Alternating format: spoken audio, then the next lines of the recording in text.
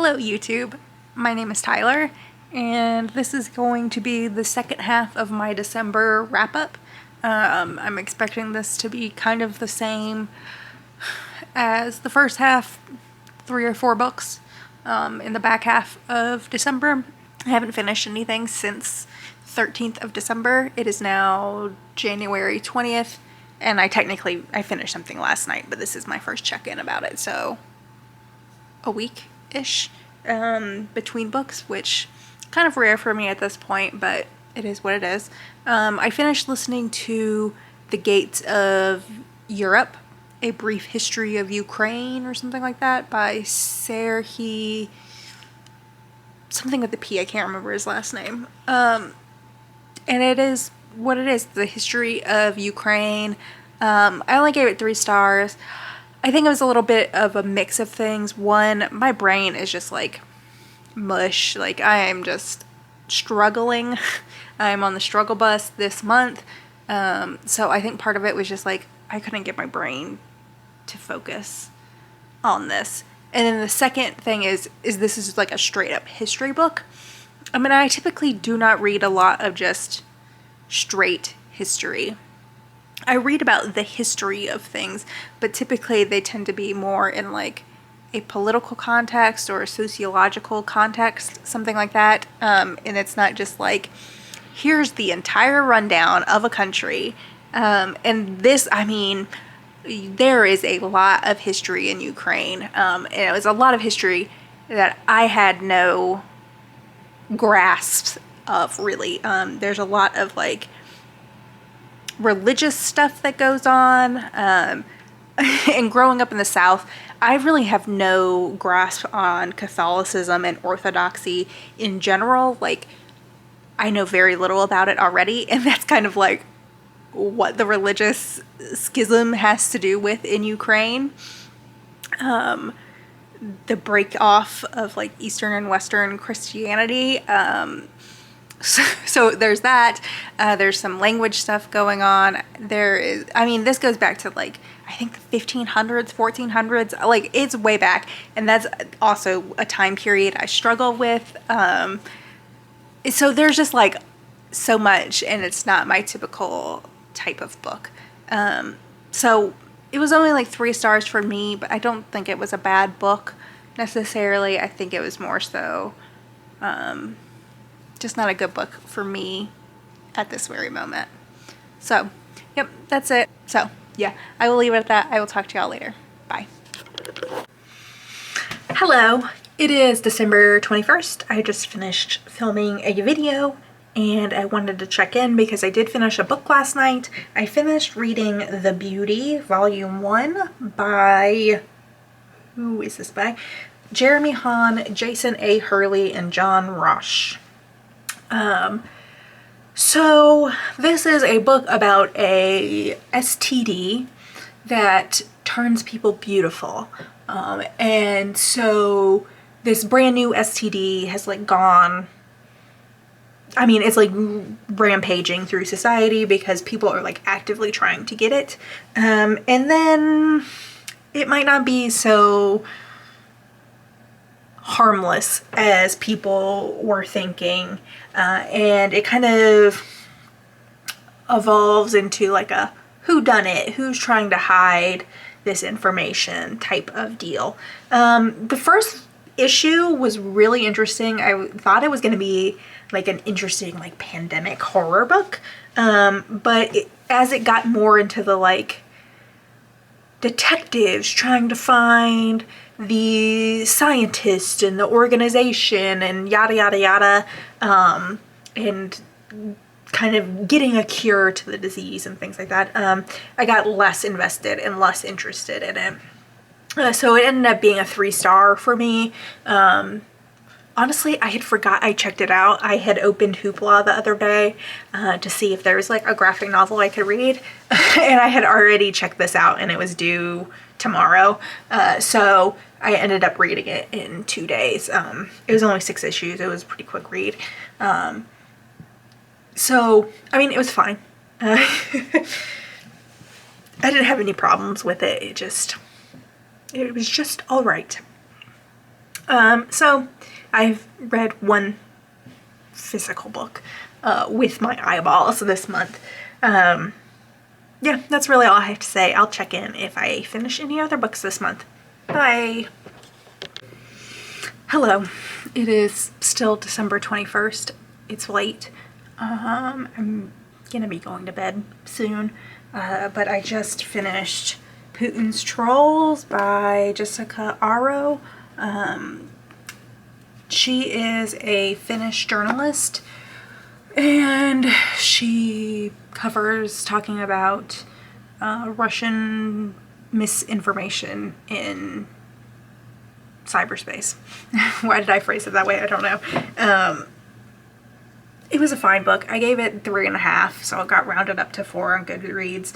I feel like I've talked about this before, but once the full-scale invasion in Ukraine started, I started doing a lot more reading, listening to podcasts and things about Russia, the Cold War, Eastern Europe, all sorts of things. I mean, I just finished a history of Ukraine, and so this was available at my library the last time I went, and it intrigued me. Picked it up, read it. There's definitely some interesting things in here about the troll factory, but it also talks about her experience with being harassed online by Russian trolls and pro-Russian trolls on the internet. It's not like the greatest book I've ever read, but there was definitely some interesting things in here. I do feel like there was maybe some translation difficulties in here. I don't know, some of it just came off a little odd to me. And the formatting was also kind of weird. Like, the spacing between punctuation was just like really close at some points. Like, it seemed like there was not a space between commas and the next word. It was odd, and got kind of distracting sometimes. But I don't know if that was just the font or if there was actually an issue with the printing. But it happened enough that I kept thinking about it while reading. Don't do that. Anyways, I don't really have much else to say about it. I thought it was fine. If you happen to be interested in Russian misinformation, I mean, it talks about Finland, it talks about Sweden, it talks about the UK, because the UK definitely has some like connections with Russia. It obviously talks about the 2016 presidential election, but like it doesn't really go very in depth into any of those things. It's kind of a very broad overview, and then fits her experiences and her narrative into the story as well. So each chapter kind of goes back and forth. So like one chapter will be about like her specific experiences about what is happening after she published her article about the Russian troll factory, and then the next chapter will be about a more broad look at some aspect of misinformation on the internet. So yeah, it was perfectly fine. If you're interested, I wouldn't say not read it. But like also I don't think I would tell you to go out of your way to read it if it isn't something that doesn't already interest you. So anyways, I have finished 2 books in the last day, which is amazing because reading's been difficult. So if I read nothing else this month, that's fine, I guess. Anyways, I will talk to y'all later. Bye. Greetings, my battery is about to die, so hopefully I can do this quickly. It is Boxing Day, December 26th, and I finished a book yesterday on Christmas. I don't like to do a whole lot during Christmas, to be quite honest, so it was a great day to just kind of sit around, mess around with new presents, read, watch TV, do a whole lot of Nothing. So I ended up finishing House of Hunger by Alexis Henderson.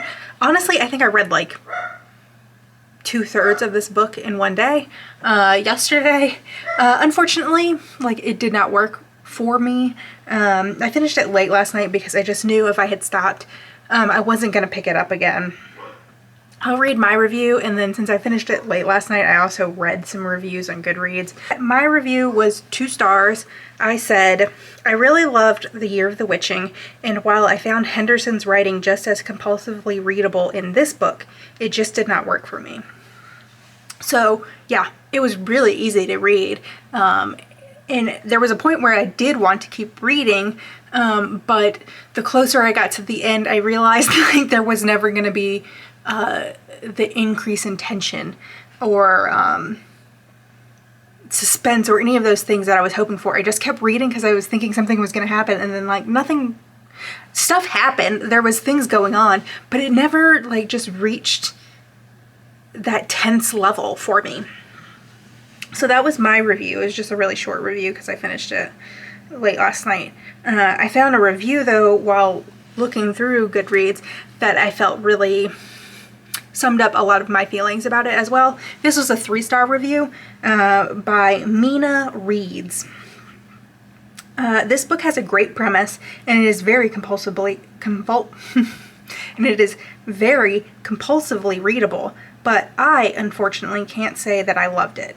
The characters all fell a little bit flat for me. The atmosphere, while indeed a bit uncomfortable, never gave me a real sense of danger or urgency that would place the book in severely spooky territory. The world building was a bit too vague to leave me satisfied either. A major thing that I really enjoyed was the casual queerness of the world and the commentary on the ways that the rich and powerful routinely prey upon the poor and use their vulnerability to their advantage. The intrigue was certainly high in this book, and as a result I couldn't put it down, but I also can't claim that this is a book I will remember in a month. And yeah, that's about how I feel. My battery's about to die. I will come back. Give me a second. Okay, I'm back. New battery. So yeah, I will say positive was the casual queerness. Like, there was really no like explaining it. Like, you know, sometimes in certain books where they're like, they have to explain why this character is queer in some way, or has to have some sort of thing where the family finds it weird, but they're following their heart or something like that. There was none of that. It was just like,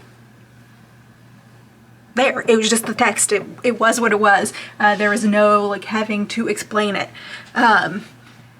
Personally, I didn't find the commentary on the rich preying on the vulnerable to be all that strong. And honestly, I felt like it kind of just came in at the end and was being like, this is a rich person preying on a poor person. Like, it just came out that way. But I didn't really see it or feel it through most of the book. There was some like gothic vibes in this book, and if you know, I've talked about it in the past, I do tend to like gothic stuff. I like a weird spooky house, haunted spooky house sort of thing. However, the moments were few and far between, and I really didn't feel like they had much of an impact on the story. I also agree with this writer that like all the characters felt kind of flat to me. And like just, I don't know, the intrigue was just not there for me really. Like I just kept expecting it to go somewhere, to be more intense, to be more thrilling, to be more spooky, to be more something. And like it just never got there for me. So yeah. That is my thoughts and feelings on this. I gave it 2 stars, but it does make me continue to want to pick up Alexis Henderson's books. I think her writing is really good and engaging. This just unfortunately like wasn't the story for me. And I think also part of that is like there was a lot of blood stuff and like kind of just, they weren't vampires, but like vampire vibes, because they're like consuming blood. And I don't think I'm very into like vampire things. I just don't think that's like my cup of tea. And especially like in this more like I don't know, it had a lot of like, it was definitely like set back in time, and it was a fantasy sort of deal, but it had this kind of like, I don't know if Regency is the word I'm looking for, but like this royal, majestic system that they were working in. And like, I just could not care less about family lineages and who gets what house and how the titles are passed down. And like, there's not a ton of that in this, but it like does play a part, and it's like part of the backdrop. And like, I just don't care. So like a Regency vampire story like just kind of falls flat for me personally. Whereas like culty witch vibes in like a remote or distant place separate from society, now that that works for me. So I think that kind of explains also the like disparity in like a 4-star. Had a great time reading The Year of the Witching, and like a 2-star. Still recognize that Alexis Henderson's writing works great for me, but this was like not a book that I don't think was gonna succeed for me because of my personal likes and dislikes. So yeah, that is my thoughts and feelings. That was book 162 for the year. I'm hoping I can fit one more book in this year. So hopefully you'll see me in a little bit with one more book, and then I'll close out this vlog with just December stats, and then there should be a year wrap-up sort of deal. So I will see y'all later. Bye. Hello, it is December 28th, and I have finished a book. I think this will probably be the last book that I finish this month and this year, because I have 2 physical library books that I will probably just read through these last couple days of December, but I can't foresee myself finishing them. However, I will give myself a little bit of leeway before sharing stats for the end of December. So the book I finished was Small Game by Blair Braverman. This has been on my TBR for a little while, ever since I heard that she was putting out a survival reality game book. However, this ended up being really disappointing for me. I gave it 3 stars because there wasn't anything like bad, like there wasn't anything annoying about reading it. Nothing like that. There's very little to say. It just like did a whole lot of nothing for me. It was easy enough to read, but it was just kind of words on a page. Like it just didn't do anything. Like I have so little to say about it. So this is about Mara, who kind of has a history of living an outdoorsy type life, and she's not exactly satisfied with the life she's currently leading. So she joins the cast of this survival game, kind of like Naked and Afraid sort of vibes. I mean, they're not naked, but they are thrown out into a remote area. There are 5 of them, 5 of them plus Mara, I think. It's being filmed, and they're supposed to like make shelter and live, and if you make it 6 weeks living outdoors, you win money. And so you kind of learn about all the people and why they're there. And so they're being filmed and recorded for this TV show. And so eventually it turns into like an actual wilderness, like survival event. And so that, like, I'm trying to think if, in theory, I like survival stuff. I really liked Into Thin Air. But I'm trying to think. I'm not sure I've actually ever liked a fiction survival story. So maybe that is the problem. Maybe I only actually like real, like nonfiction survival narratives. But I'm not sure. I don't know. I really don't have much else to say. Like, I didn't find it very intriguing or intense or anything like that. But there was nothing either that was like bad or annoying about reading it. So it ends up being 3 stars for me. Anyways, I will either see you with another book which is unlikely, or I'll see you with end of December stats. Bye. Greetings, YouTube. I am here to close out the vlog. So it is December 30th. I am very certain I am not going to finish any more books this month or this year. So I read 9 books this month, which is actually quite low compared to the rest of the year. The only other month I did not reach double digits was January, where I also read 9 books.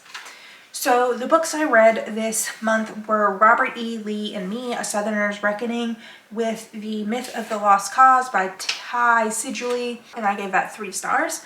The Palace Papers, Inside the House of Windsor, The Truth and the Turmoil by Tina Brown, 4 stars. Ninth House by Lee Bardugo, 4 stars.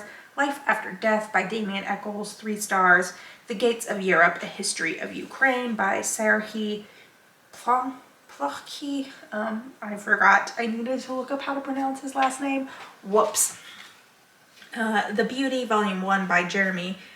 Oh my gosh, my handwriting's terrible. Jeremy Hahn, Jason A. Hurley, and John Rausch, 3 stars. Did I give The Gates of Europe rating? That was 3 stars also. Putin's Trolls on the Front Lines of Russia's Information War Against the World by Jessica Aro, 4 stars. House of Hunger, Alexis Henderson, 2 stars. And Small Game by Blair Braverman, 3 stars. So no 5 stars this month. Nothing really that blew me out of the water this month, but the fact that I got any reading done is incredible, especially because the front half of the month I was struggling. I managed to read 1 more book in the back half of the month than I did in the front half, but yeah, I was struggling all month. So like I said, I read 9 books. I DNF no books this month. I didn't DNF a single book this month, which is surprising, but I think I was just trying to read, just keep reading. I felt like if I DNF something, I really didn't have anything. I didn't have like a lot of multiple books going at a time through this month. So DNFing something meant that I needed to find something else to read, which I like just did not have the brain power to do for a lot of the month. So yeah, on average it took me 5.5 days to read a book. The only book that took like a really long time was Ninth House, and that's because I started physically reading it and then I eventually moved to the audiobook where it went by much faster. And then the average rating was 3.6 stars, which is surprising, because that's actually on the higher end of stuff. I'll talk about it in my wrap up. I haven't done like the plotting yet, but in my year wrap up, I do plan on talking about what my star situation looks like, because sometimes 3.6 is like a really good month and then sometimes it's not a good month. Anyways, TBR stats are my Goodreads started at 114 this month and it is now sitting at 120. There's a couple reasons for this. One, I finally caught up on Kayla videos, so there were a couple that had quite a few books that I wanted to look into, so they ended up on my Goodreads TBR. So I watched her favorite horror books video recently. There were some other ones that just like had books that I was intrigued by, I wanted to check out.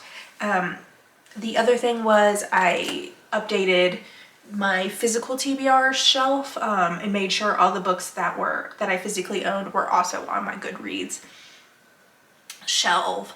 So I'm not as good about, like, if I buy something physically, I don't necessarily always add it to my Goodreads TBR shelf if it hasn't already been there.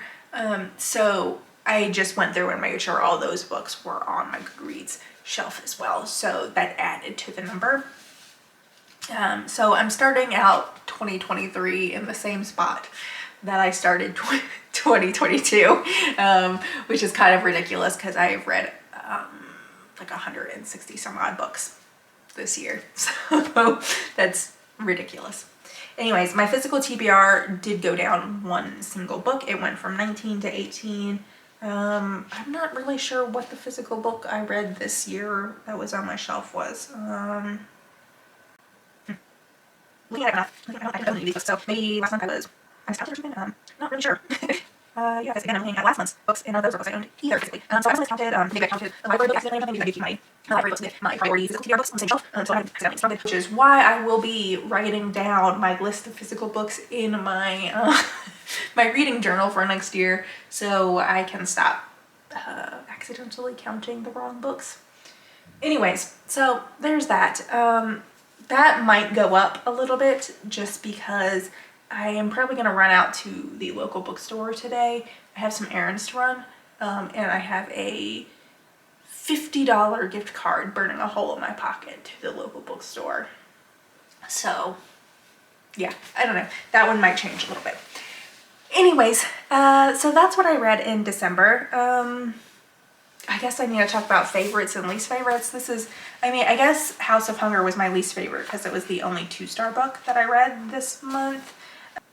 I guess Ninth House was my favorite, just because it was kind of outside of my comfort zone, but I enjoyed it, and it's like a book that's kind of hyped up, that other people like, so I guess that was my favorite. I don't know, the other 4-star one was The Palace Papers, which, I don't know, like, that was also a fun read for the time, but not something that, like, really impacted me or changed my life in any way, so, yeah, I don't know.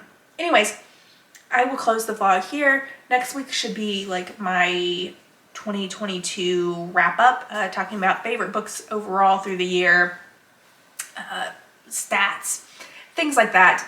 Originally I was going to do a tag, but looking at the tags, a lot of the questions are just things I don't care about, like your most read genre, and like I'm not going to go through all the work of figuring out the genres of every book I read this year, and figuring out what I read the most of, because that's not a stat I keep track of throughout the year, and I don't feel like putting in the legwork for it because I don't really care about what my most read genre is.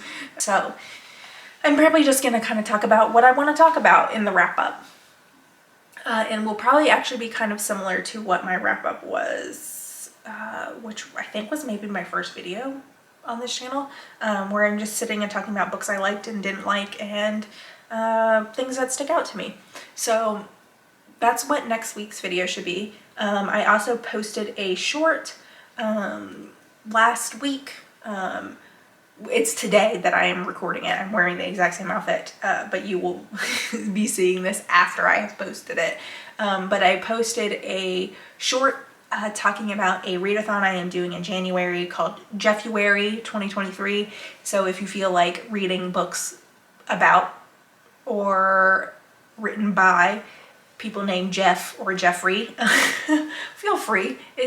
There's no hard or fast rules really. It's just a silly little thing that my best friend and I are doing in January, and I thought I would invite y'all to do it as well. So yeah, that is it for me in this vlog. I will see y'all next week. Bye!